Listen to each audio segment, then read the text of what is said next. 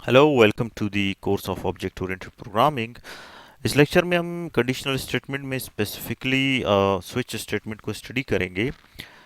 Switch statement जिस तरह से हमने if else if ladder statement को पढ़ा था, जहाँ पे आपके पास मल्टीपल कंडीशंस आते थे और उन कंडीशन में से फॉर एग्जांपल आप कोई एक सेलेक्ट करते थे।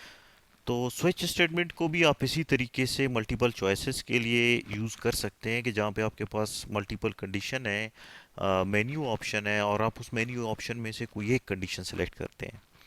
अब यहाँ पे एक बात जो है वो समझने वाली है कि स्विच स्टेटमेंट और if else statement, if else if ladder statement जो है, दोनों में अगर आपके पास मल्टीपल कंडीशंस हैं तो ये दो क्यों है।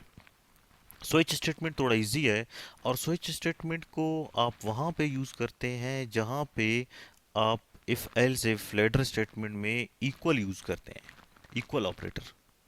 मतलब ये सिर्फ एक वैल्यू के लिए, स्पेसिफिक वैल्यू के लिए आप यूज़ करते हैं।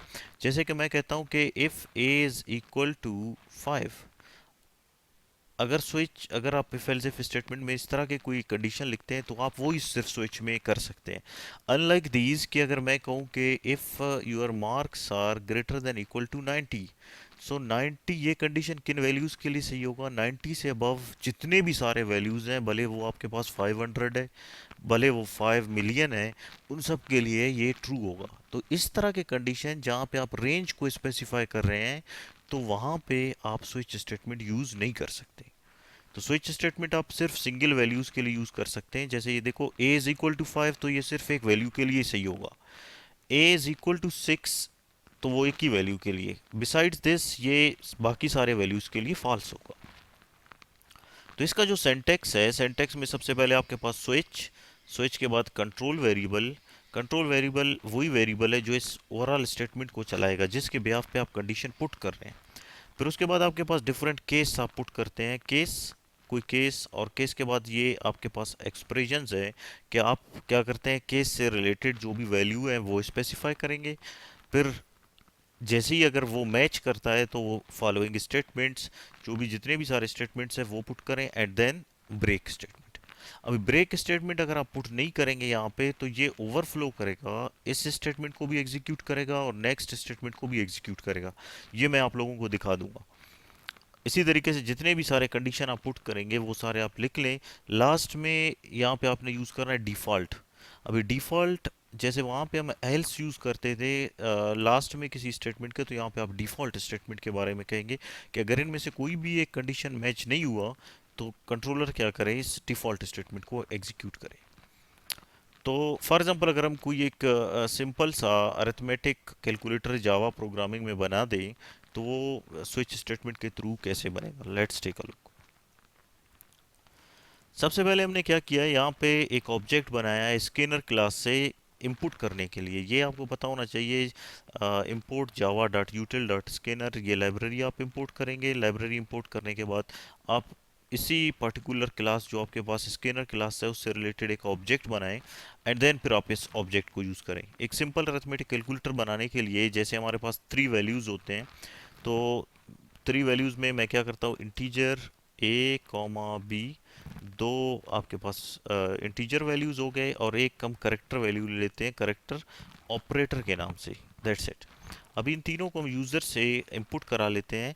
जैसे आप सिंपल कोई भी कैलकुलेटर यूज़ करते हैं, पहला कोई एक वैल्यू इंटर करते हैं, उसके बाद कोई ऑपरेटर, एंड देन दूसरा वैल्यू, फिर वो इक्वलेट हो जाएगा कोई भी आप चेक करेंगे।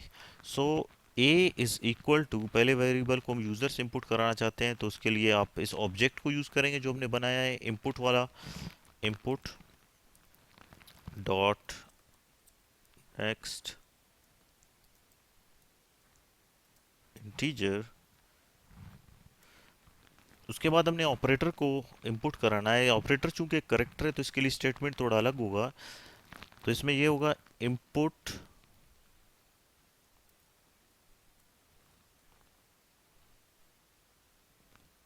Dot next, again dot character at zero. ये आप ज़ीरो रखेंगे कि फर्स्ट इंडेक्स पे जो भी वैल्यू होगा वो करेक्टर का हमें मिल जाए। And then b is equal to input dot next integer.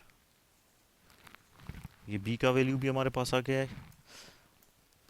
इसको मैं ज़रा आपको टेस्ट करा दूं कि ये पहले आपको अलाउ करेगा कि आप पहला कोई एक जैसे मैंने 5 इंटर कर दिया, 5 के बाद में प्लस, फिर से ये 9, 6 प्लस 9। इस टाइम पे कुछ नहीं हुआ क्योंकि हमने कोई स्टेटमेंट ही नहीं लिखे हैं। अभी हम आ जाते हैं स्विच स्टेटमेंट पे। सो स्विच, आप स्विच लिखें। स्विच के बाद कंट्रोल वेरिएबल। यहाँ पे अभी कैसे पता चलेगा कि प्लस करना है या माइनस करना है, तो वो सारा इस ऑपरेटर के ब्याफ पे। तो ऑपरेटर को हम एज अ कंट्रोल वेरिएबल यहाँ पे पुट करेंगे। इसके बाद आप इसके लिए एक बॉडी बना दें। बॉडी बनाने के बाद आप केस इनिशिएट करें। केस अगर वो ऑपरेटर प्लस हुआ, अगर वो ऑपरेटर प्लस हुआ तो क्या करना है, यहाँ पे आप कॉलन दबाएंगे तो सिस्टम आउट डॉट प्रिंट, हम कहेंगे कि ए प्लस बी कर दो।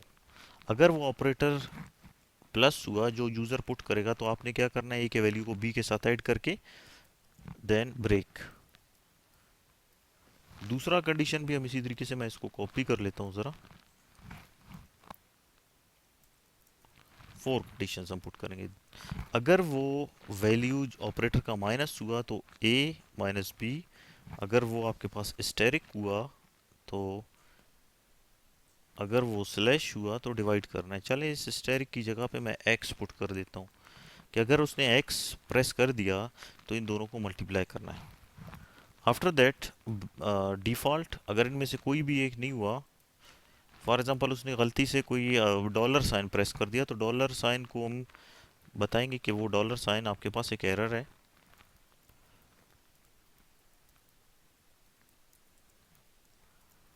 And then invalid operator, invalid operator.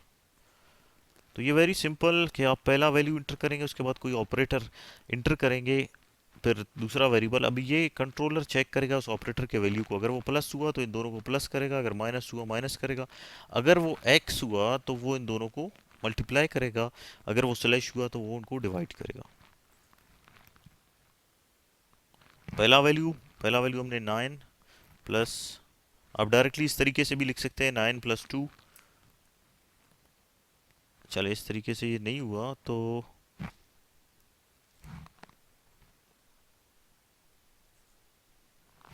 9 plus 2 11, सही है। और